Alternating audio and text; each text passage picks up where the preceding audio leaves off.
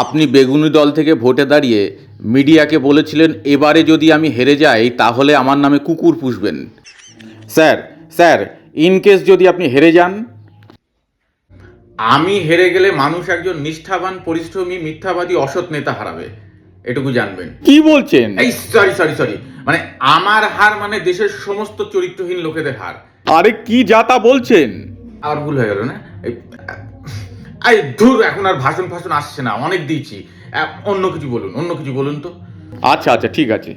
আচ্ছা বলছি, exit pole সব তো আপনাদের বেগুনি পার্টির বিপক্ষে, কি ভাবছেন? ওসব ভুয়ো এক্সিট পোল ছাড়ুন তো। আমি বলছি লিখে নিন, আপনার ডায়েটে লিখে নিন, 300+ সিট পাবো আমরা। আরে স্যার, 294টা সিট, তার মধ্যে 300 পাবেন কি করে?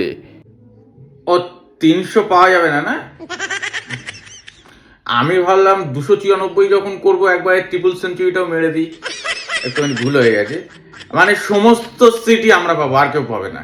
ঠিক আছে, লিখে নিন। স্যার, একটা ভাষণে আপনি বলেছেন আপনি যদি এবার হেরে যান তাহলে রাজনীতি ছেড়ে দেবেন। সব মনে রাখে হারামজাদার দল। যদি হেরে যান রাজনীতি ছেড়ে দিয়ে এবার কি করবেন? পলিটিক্স। হ্যাঁ, এক বাপের বেটা, বুঝলেন? যা বলি তাই করি। রাজনীতি ছেড়ে দেবো বলেছি, রাজনীতি ছেড়ে দেবো যদি হেরে যায়। শুধু পলিটিক্স নিয়ে থাকবো। এক বাপের বেটা। এখন তো আমাদের সেটা নিয়ে সন্দেহ হচ্ছে। সন্দেহ ছাড়ুন, আমি জিতছি। অপোনেন্টের সাথে কথা হয়ে গেছে, ওরাও টেনশনে আছে। কি কথা হয়েছে অপোনেন্টের সাথে?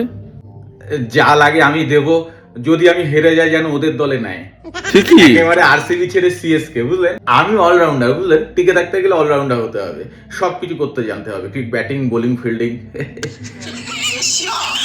আচ্ছা, আপনার অপোনেন্ট যখন জিতছেই ওদের আর টেনশন করার কারণ কি? ওই যে আমি ওদের দলে জয়েন করতে চলেছি, এই নিয়েই ওদের টেনশন।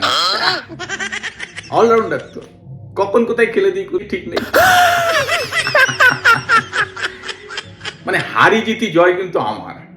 ভিডিওটি সম্পূর্ণভাবে কাল্পনিক, এটি শুধুমাত্র বিনোদনের জন্য।